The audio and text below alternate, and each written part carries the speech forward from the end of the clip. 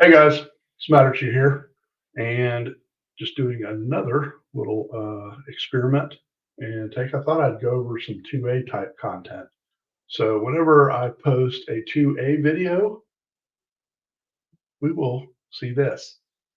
I want to go over the Second Amendment to the Constitution of the United States. A well-regulated militia being necessary to the security of a free state, the right of the people to keep and bear arms shall not be infringed.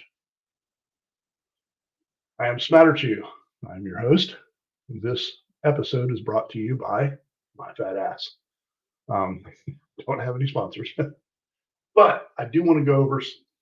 I do want to go over what's that?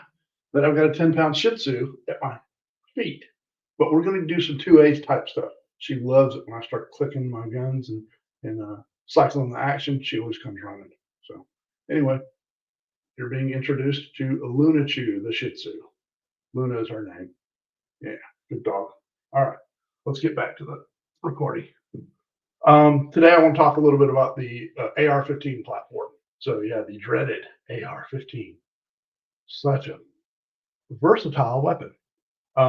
Having military experience, obviously I have a lot of experience with the M16. Virtually the same rifle.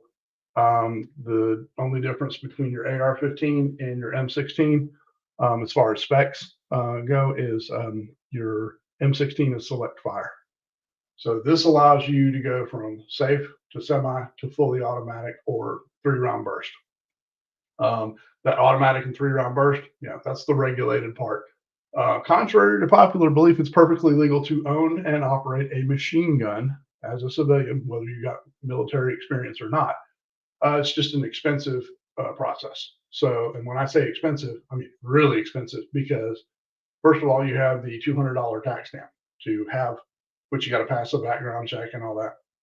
You got to get a $200 tax stamp to own the machine gun, and then you got to find an idiot that will sell you a machine gun made before, I believe, 1986, because they're no longer making machine guns, at least not for the civilian population.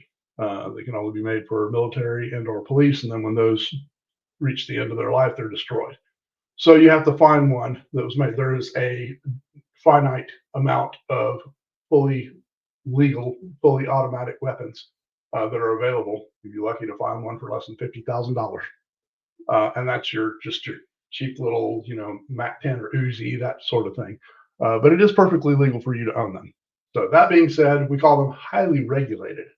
But generally, your average civilian, you're not going to find them with a fully automatic weapon. So anyway, I want to introduce the platform with a lower. We'll start with the lower, okay? This is an AR-15 lower. This one is set up for a pistol. It does not have the brace on it because of all the bullshit that was going through about them banning braces and so forth. I'm not even going to go into that now. I'll save that for another episode. But this lower was made for a pistol. So I'm going to go over quite a bit of information. Hopefully you can get some of it and absorb it. If not, go back and watch it again. So this is not this does not have a serial number. This is the dreaded ghost gun. Okay. Perfectly legal since the founding of this country to fabricate, own, and operate your own firearm. And don't let anybody kid you. The AR-15 is just a semi-automatic sporting rifle. In fact, I'm actually, yeah. You know what? I need to bring up some ammo. I'm going to pause this for a moment because I need to show you something that's really kind of dramatic. All right. So I went and got a few examples so we can actually do some comparison. When they talk about this big bad AR-15 chambered in the 223 5.56, this is your 5.56 223 round. Okay. This is a 22 long rifle. So if you look at it from the end, and we're talking about the diameter of the bullet, 0.223, 0.22. These are virtually the same. And I'm going to show you a cool trick you can do with the 223 rifle so that the ammo isn't that expensive when you're target shooting. This little itty bitty round here, but yet your 30-30 round. That's 30-30 caliber. This is actually a 300 blackout, but see the difference? If you can see the difference in size, this is a 30 caliber, this is a 22. And now I'm getting a phone call. Stand by. Editing that out, we'll see. I don't really care at this point. Now we're going over 30 caliber versus 22 caliber. Still staying with the 22. So here is a 38 special from a revolver. So you got a lot more powder behind it, no doubt. This is a rifle round. This is a pistol round. We're still in the 30 caliber range here with a 38 special. And you have a little bit more powder. So we can do this. There you go. There's your 38 special, 357 Magnum. And there's your 223 5.56. Here's the biggest difference. This is a 458 SOCOM. Definitely good for hunting any large game in North America. Not that that's what the Second Amendment is for, but your 458 SOCOM, damn near a ½ inch in diameter. Okay? But this is the one everybody's crying about. Silly. So let's go back to the lower. So this lower was, I built this lower. And that's the legal way to do this. It's perfectly legal in the United States. You can order these as an 80%. And basically it comes with the mag well open and the magazine release thing, but there's no, all this is solid. In fact, I may have an extra one that I can show you. So you have to have the tooling and the milling to mill out all this and then just install your trigger mechanisms. And then all the pins and so forth. And it's not too terribly difficult, but you definitely need to be a craftsman and take your time, know what you're doing. But if done correctly, it looks pretty well machined. Okay. So one of the things that makes this platform so appealing is the versatility. And I like to call it Legos for grown men. And what I mean by that is there are so many different things you can do with it, from different stocks or pistol braces or barrels, types of barrels. And so this particular one I built specifically for 9mm parabellum. So the 9mm round that most of your Glock shoot, that a lot of the police carry. So I have a complete upper here that was built to fire the 9mm round, and it just flips on. And now we have a 9mm or a AR15 chambered in 9mm.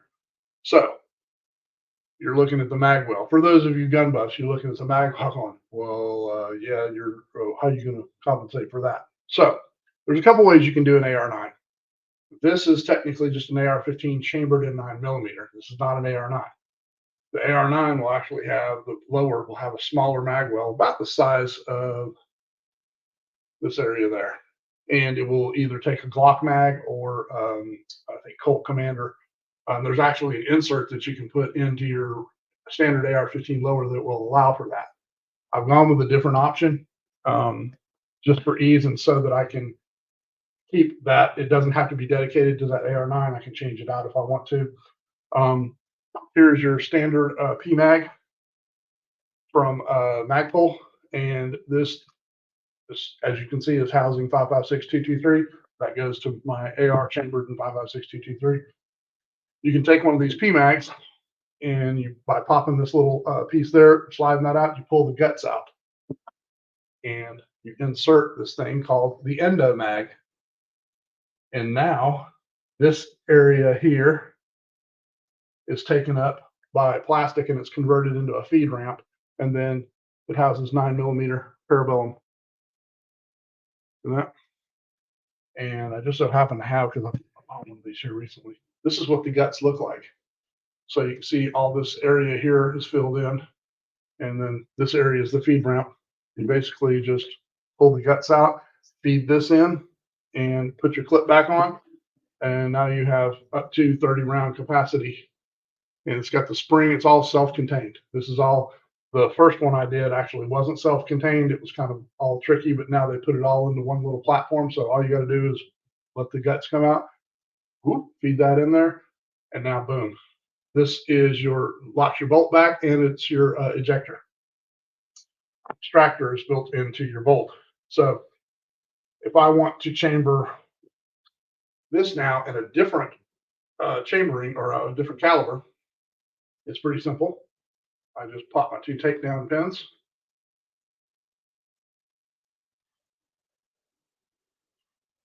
And now, whatever upper I may have, 300 blackout, 5.56, 223, 458 SOCOM. If you want to put a 458 SOCOM on a pistol, oh my God. Yeah, that's got quite a kick.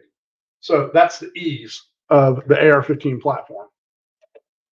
Again, it takes a bit of craftsmanship and skill to do these, but it's not super hard. And if you have a love for it, like I do,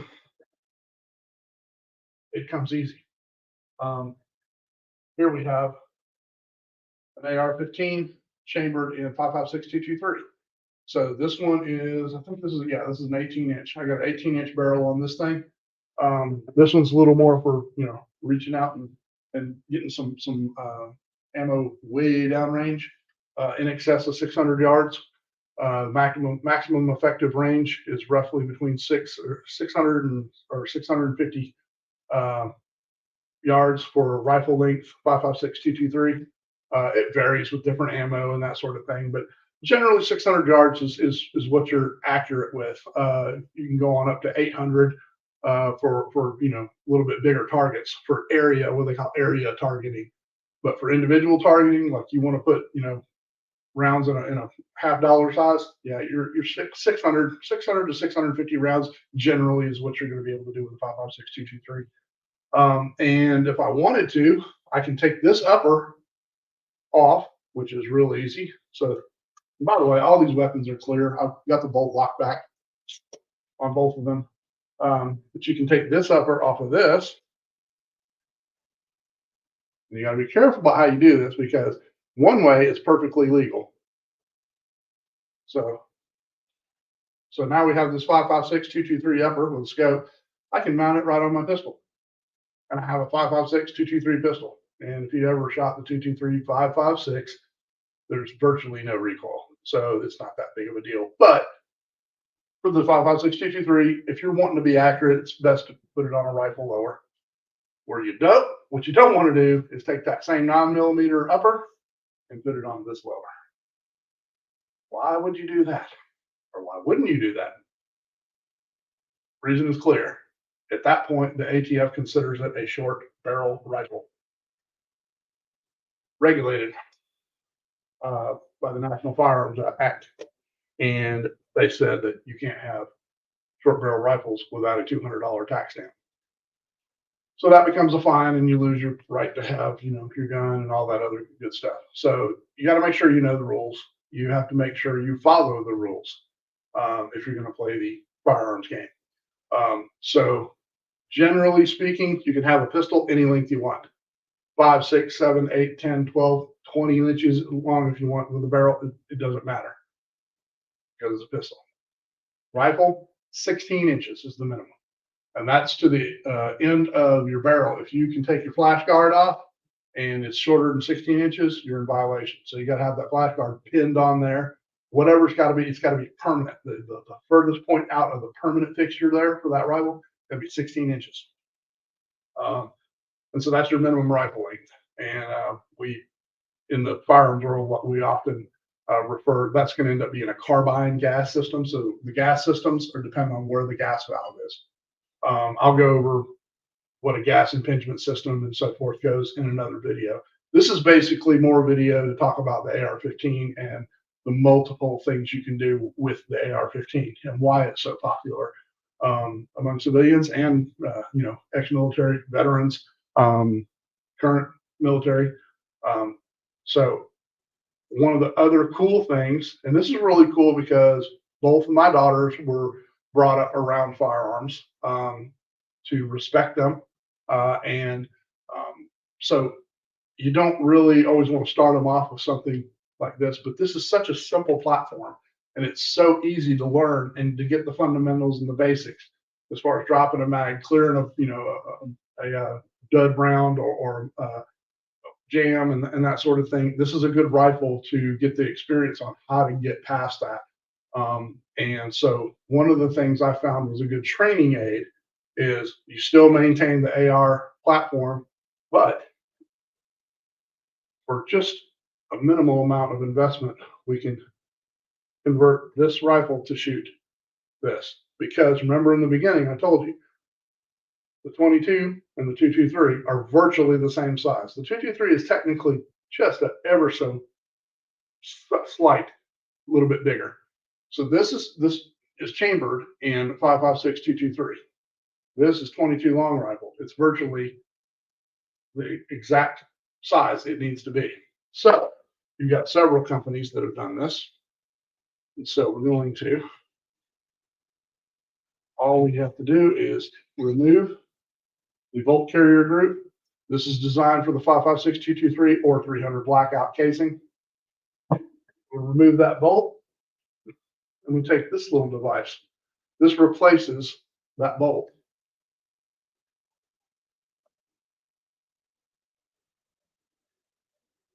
And now this thing will chamber and shoot 22 long rifle. So you could do it individually, I mean, single shot if you wanted to. But normally when you buy these kits, it comes with what looks to be a full size 223 5.56 mag. But if you look at the top, that's the real magazine. It's inside and it houses the 22 caliber. So we just put this into there. You would cycle it, you put a chamber round, and you shoot just as if you would your 5.56 223, right?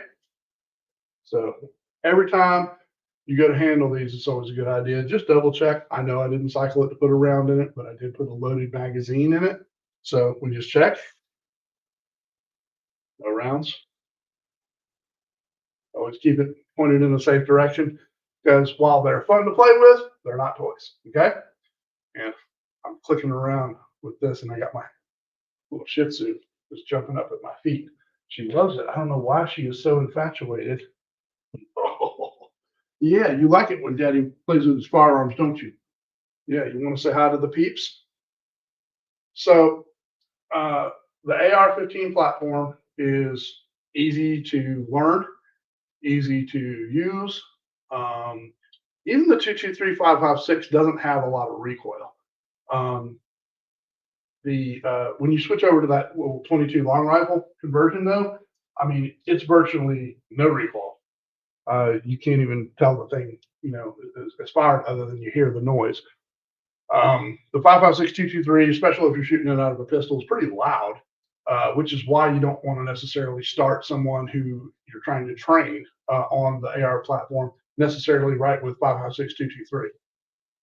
Shorter the barrel, the louder the boom is going to be, the bigger the fireball. So keep that in mind. This little, you can start younger kids on, say, a pellet rifle to get them accustomed to what is happening. Say, okay, this rifle doesn't actuate until I pull the trigger. That's one of the key things. The gun will not fire itself, at least now in modern times. But yeah, starting them off with this is your first caliber that you have them fire is a good way to start that training. And then once they get comfortable with that, then let's go ahead. Now they're already comfortable with the sound. We can get a little bit louder, a little bit more recoil, and that sort of thing. But so yeah, I am thoroughly in love with the AR platform. Didn't really get too much into it until I was long out of the military. I mean, I always enjoyed the military platform, but when I got out, so I was completely discharged in 1998. And at that point, I think the assault weapons ban ended. No, I'm sorry, it was put into place like in '96. So they had that assault weapons ban, and so I think it was 2006 when it sunsetted. So at that point, people could, in the civilian market, could own the same design platform that the military was using, which everybody says, why do you want a military style weapon? Well, guess what? The AR-15 was a civilian weapon before the military adopted it. It was already a civilian weapon, and the military, once they had it, they dubbed it the M16 and made it fully automatic, which I'm sure actually Colt probably had the automatic version of it, but we just don't yet have the automatic version of it in the civilian world as a general rule. The AR-15, you won't find one that's fully automatic unless it was made that way illegally. So, and it's not as easy as, just filing off something and that sort of stuff. There's some inner workings. There's some people that have done some workaround stuff that makes it, we'll say, more dangerous, that where you can simulate fully automatic fire. Definitely don't recommend it. Having been in the military and fired plenty of weapons, fully automatic, 3-round burst, yeah, it was fun. It's also a waste of ammo, and especially in something, unless you're mounted to the top of a deuce and a half or whatever. So there's a strategy whenever you're using fully automatic fire. Fully automatic fire is what we call it stitching. So whenever you would fire, say, a 50 cal mounted to the top of a deuce and a half, which is a 2.5 ton truck, or 5 ton, or wherever it was mounted. Sometimes it just had a tripod, and you're pulling firing something like that that's fully automatic, the M60 or the 50 cal. We call it stitching. And so when you would fire this thing, you literally get as kind of close as you can to the target, and you would actually go off of what you see. Whenever you fire, you'd see the dirt or whatever kicked, and then you just stitched to where, walked it up to where you were going. So the whole time you're wasting ammunition. Now, once you get on target, yeah, you're definitely tearing it up, but you're wasting ammunition. So all this, hubbub about, why an automatic weapon is so much better. No, it's not. It's really not. There are uses for that automatic weapon, and but as far as you're concerned here in the civilian world, and even for self-defense, man, look, 30-round magazine is the standard magazine for an AR-15. That's plenty enough to get started, but I recommend you have several magazines, on standby, just in case you need it. But as far as the amount of ammo that you need going out of the rifle at the exact same, or consecutively, it's a novelty at best, and it's a waste of ammo. So while I'm definitely a proponent of freedom, and I definitely think that anybody and everybody should have access to it. Look, if the government has access to it, we need access to it.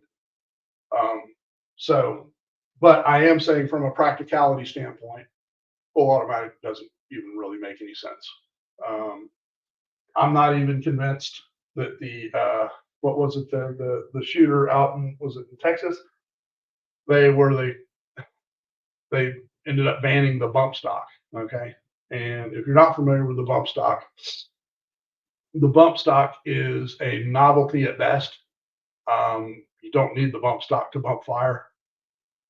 It's a technique that it just forces you to do, but you can't control that. And for those of you who have known what or know what bump firing is, so basically I'll simulate it here for you so we're clear. So when you go to fire, you're pulling back, right? So we're pulling this, and by the way, this weapon is safe, aimed in a safe direction. But when you go to fire, your weapon is going to automatically kick back. Okay. So the idea behind bump firing is just to hold your finger still and pull the weapon against your finger. See how I'm pulling the weapon?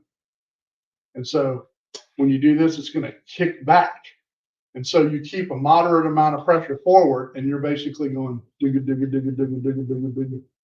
Anyway, yeah, you like that sound effect there? Dooga dooga dooga. So you'll get faster than semi fire, but and it will get pretty damn close to fully automatic. The problem is, in order to do that, none of this right here is stable. So it's doing this all around. So you're getting it at least headed in a direction.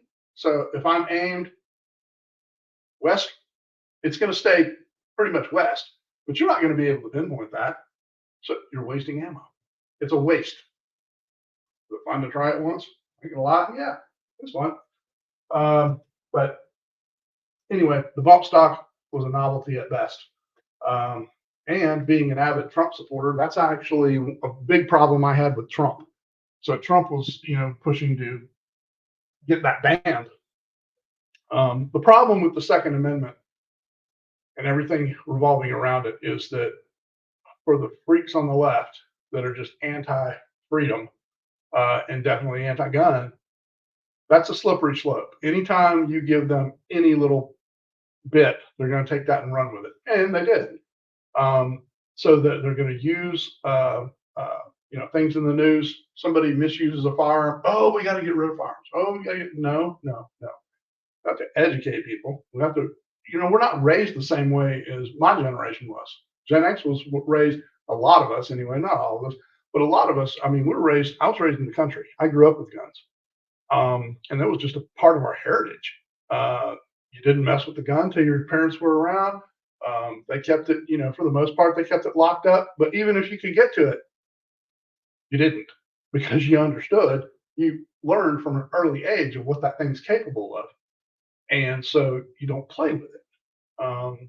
And so, anyway, once you start down that slippery slope, and you start giving people, oh yeah, well, you know, it's okay to regulate this, and we need to take that away. No, because I don't like the bump stock. Okay, I think it's a piece of trash. It's a piece of novelty or whatever. But it's not up to me to tell you you can't have one. You want to waste all your ammo at the range or out in your field or whatever, and you want to waste ammo doing that because you like the sound of it or whatever. Knock yourself out. It's not for me to tell you you can't do it. As long as you're otherwise practicing safe practices, I don't care. It doesn't affect me, right? Um, Another thing I do want to talk about too is that so we can well, this will be a whole different thing, but we got binary triggers, okay? And all the binary trigger basically does is when you pull the trigger, it fires. When you let off the trigger, it fires. So you got fire, fire, fire, fire, fire, fire, fire, fire. So you can get faster than just standard semi with one pull. You're getting a pull and the release. So you are still getting one bullet for every action. So by definition, it does not qualify as a machine gun, but it's different than your standard. Just pull the trigger and you get one fire, reset, pull the trigger, get another fire. Anytime you introduce that sort of uh, so binary trigger, bump fire, or if you were to get a drop-in fully automatic sear and a standard AR-15, most, if not almost all of your AR-15s, they're designed with a barrel size in mind to compensate for a certain amount of heat. So if you can spend enough time looking at YouTube videos too, and find people, fucking around, putting bacon around the end of their barrel and their hand guards and stuff like that, cooking it. Well, that gives you an idea how hot it gets. And so I'll tell you too. So when I was in the military, for your M60 and your 50 cal, you had spare barrels. So whenever they were doing this fully automatic fire, it wasn't too long before you got this thing glowing red hot. And once it's glowing red hot, once it gets past a certain point, it will actually warp and bend. So you've overheated the gun. And the gas systems are normally a little weaker than the barrels and so forth. So you don't want to overheat that. So literally, while you're out there fully automatic firing your M60 in the military, you've got a spare barrel. So you got a guy with Kevlar gloves and, whoop, he takes that barrel off and put on a new barrel and they go back to fire. Unless you got spare barrels hanging around, you don't want to spend too much time firing one of these fully automatic. That's just not smart. It's a waste of ammo to fire it fully automatic. It's hard on the gun, and you can buy barrels that are beefier. Um, I have uh, I have an AR-15 actually chambered in the 458 SOCOM, and that thing has got a thick barrel, and it probably, I don't know that I could hang on to that thing fully automatic if I was to ever uh, have a way to fire it. That's a kick, even with the uh, buffer spring and recoil system that they have built into it. This thing kicks like a 12 gauge, and but anyway, so you don't want to these the original design, even the M16s are not designed to fire fully automatic all the time. It's just you have that option if you need it in a firefight type thing in the military. So anyway, all the more reasons why I'm not against I'm against the laws that regulate full automatic. I definitely don't see a good reason for it other than to have fun and hear the sound of it. So that's all I got to say about that. Not really. I got a whole lot more I could say about it, but that's all I'm going to say about it at this point. So, what did we learn today? Today, the AR-15 platform is Spatterchu's favorite rifle platform and pistol. Oh, I can go over a little bit too. So, we started off with the my AR9, which I have these in multiple calibers. I have a 1 in 300 blackout, a pistol about this size. I have a 223 Wild, which the 223 Wild is basically just a chambering. It's not the bullet or the round, but the chambering is a little bit close. It's kind of a hybrid between 223 and 5.56 is the chambering. There's so little difference in a 5.56 and a 223. You literally have to have a micrometer to see the difference. And basically, it's just the difference between where the casing is crimped and that second bend. There's a little bit of a difference. And to be honest with you, I can't remember which one is actually bigger. And then the other difference, this is what throws everybody off. The 5.56 is NATO metric, 223 is imperial or standard. So that 0.22 inches, 5.56 millimeters. Well, the way they measure the pressures and even the powder and stuff to go into make, they're different. So you're looking at two different measurements, even though like for you mechanics out there, you know, a 13 millimeter is really, really damn close to a half inch, right? Kind of the same thing. There's really not that much difference. And there are people out there that will tell you if you have something, you have an old 223, varmint rifle, don't you go be shooting 5.56 in it. I've seen it done. Never heard of a repercussion for it. Does that mean that I would advocate doing it? No, that means I'm not smart enough because nobody showed me. Everywhere I've read, yes, you have people all the time telling you shouldn't, if you have something chambered in 223, you should never shoot 5.56. But if you have 5.56, you can shoot 223, no problem. So that would tell me that the 5.56 chambering is just a skosh bigger. Anyway, your 223 Wild is a hybrid, and basically it's designed to shoot efficiently with both 223 or 5.56. So I have a pistol run up like that, and it actually has a little folding. I don't want to use the word stock, a folding pistol brace. So it actually, compacts pretty damn good. So I can put it in my saddlebag on my motorcycle and still have, an AR-15 with me. So which is pretty cool. So back to what makes this a pistol and the other one a rifle. It's not the barrel. The only differentiation between what ATS says is this right here. So I don't have anything on the back here, right, that resembles a stock.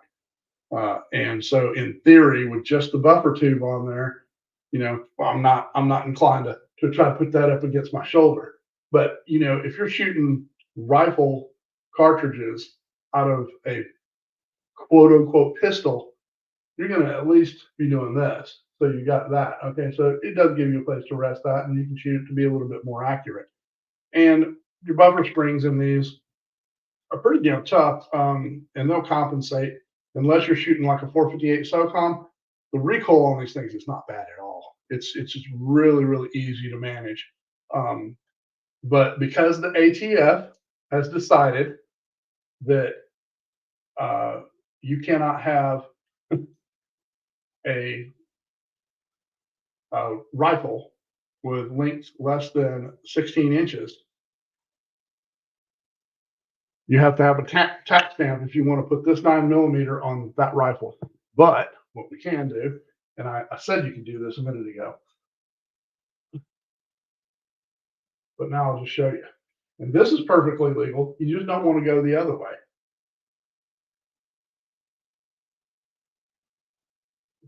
I still got that 22 bolt in there.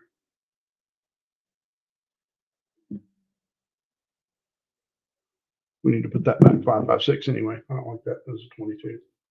So this, we have to make sure we keep this separate.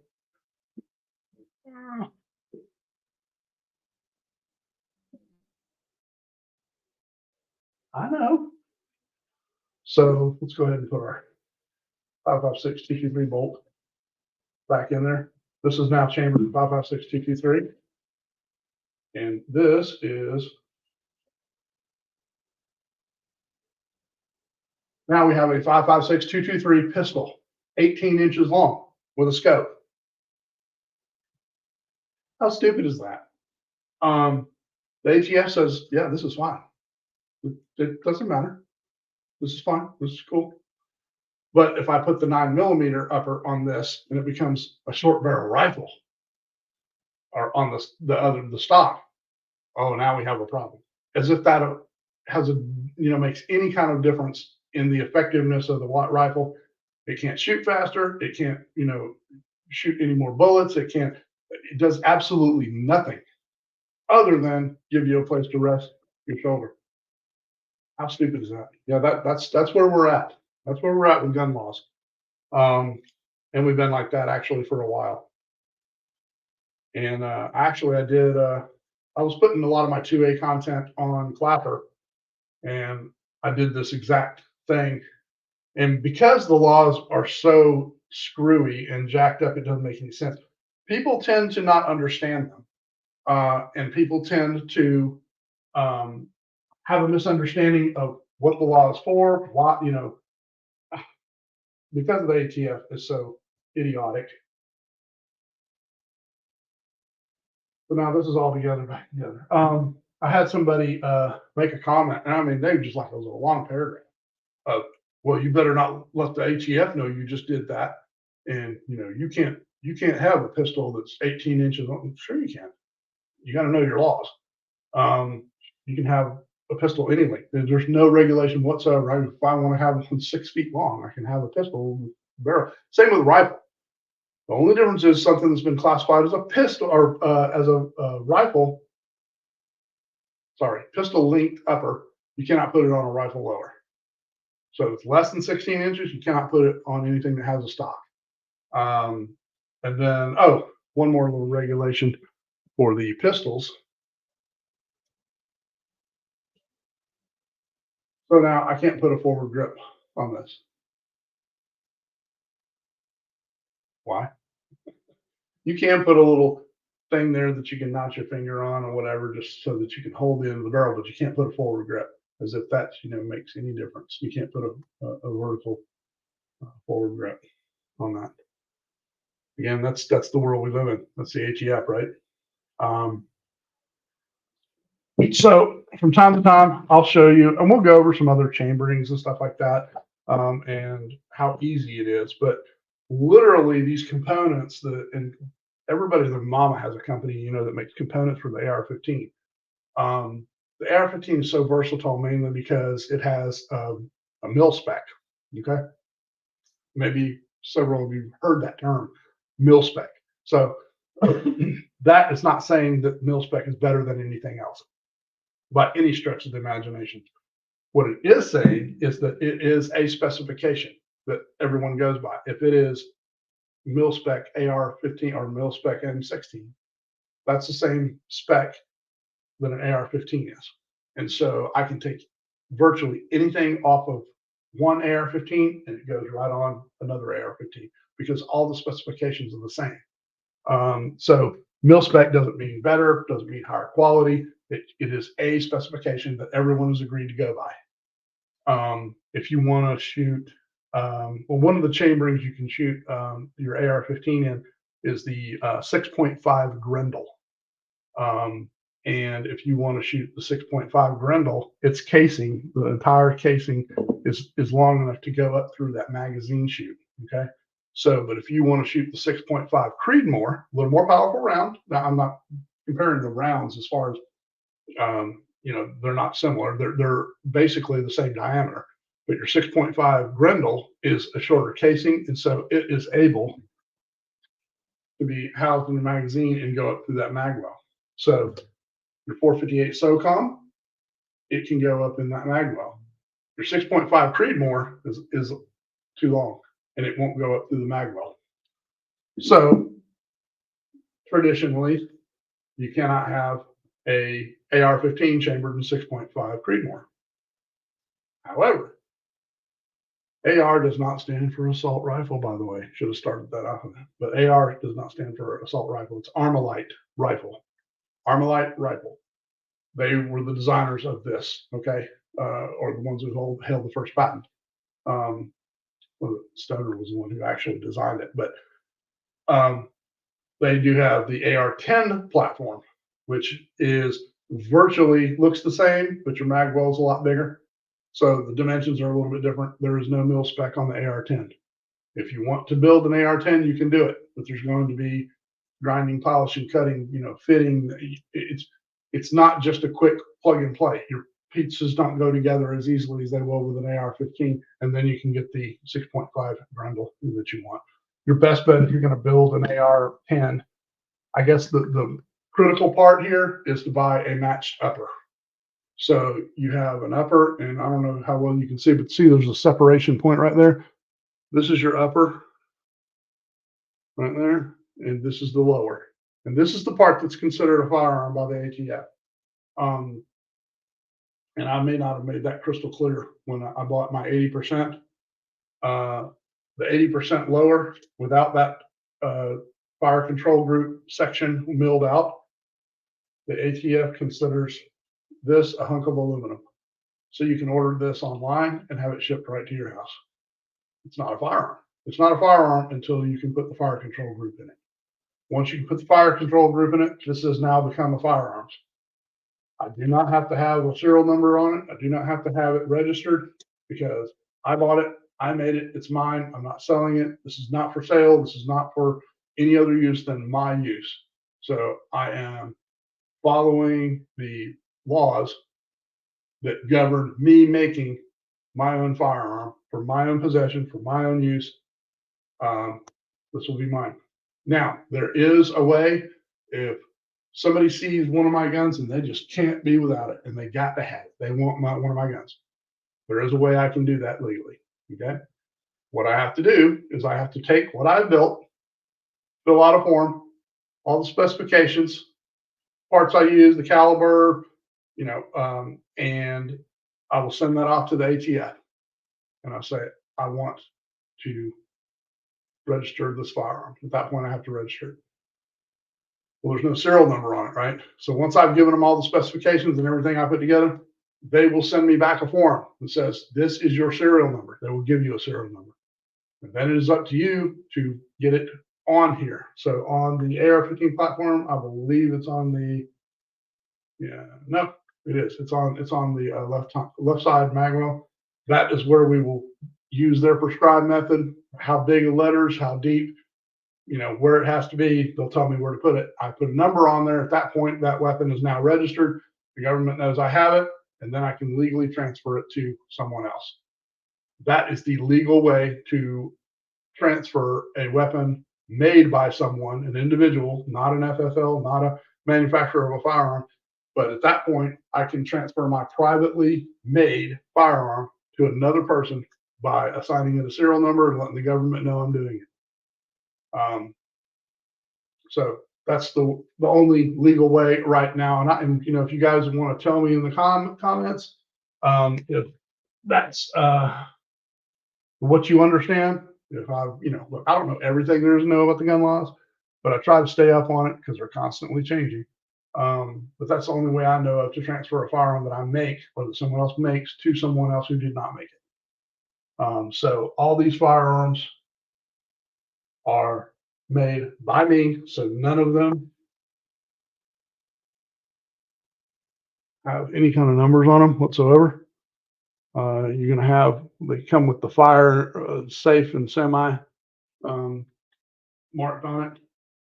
Some of them have it on both sides, but yeah, there's no numbers on this because this was not a firearm when I bought the parts. It wasn't a firearm until I put it together and I made it into a firearm, my firearm. And actually, I will have to put up a video. It's kind of a long process. It takes about an hour and a half if you do it right to mill one of these out. And yeah, they're trying to make it harder and harder for us to do that. But if you want the satisfaction of making your own firearm, this is a good platform to do it with. So I highly recommend it. I don't think you're going to find too many uh, criminals that aren't abiding by the law to begin with worry about going into the process of making your own firearm, and then worrying about following the laws, right? Hence the term criminal. But it's a good feeling of accomplishment. Hey, I made this. And yeah, I didn't fabricate every piece in the upper and so forth. But depending on how far you want to go with it, you can literally buy these things piece by piece by piece. And they're generally a little less expensive to do that way. More importantly, it's the sense of accomplishment building something. Somebody's already set forth the specifications and so forth. So the parts that you're buying, the interchanging parts or whatever, they should interchange. It's kind of like building those models when you were growing up.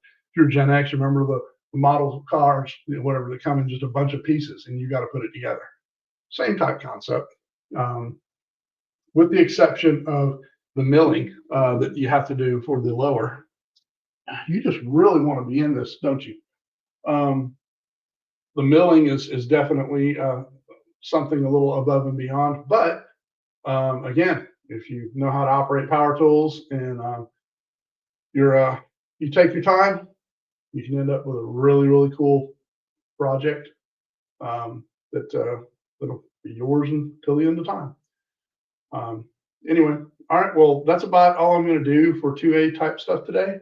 I am going to edit this. See if I can edit this. This is actually a recording, so this will not be a live stream when you see this. And I do want to make a quick comment about my shirt. So for those of you who know me from TikTok, so this is the icon that I use. It's the unvax symbol. And this is not mine, by the way, but I do have exclusive rights, or permission rather, from the person who designed it. The person who designed it, her name is Amber Dawn Powell.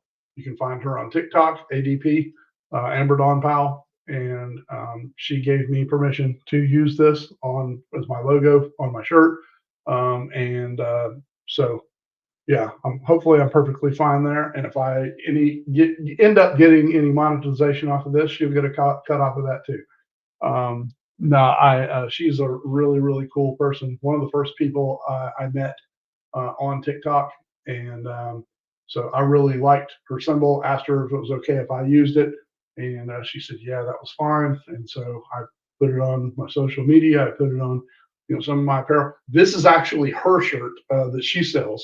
And mine is, traditionally red with the little one up here on the breast and then smattered shoe across the center.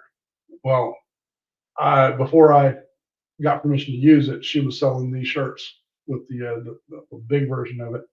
I might get one with the red one with a big emblem of it like that. And she's even signed it. You can't see it unless you blow up a picture of it, but she's got signed it in the cuff, Amber Dawn Powell.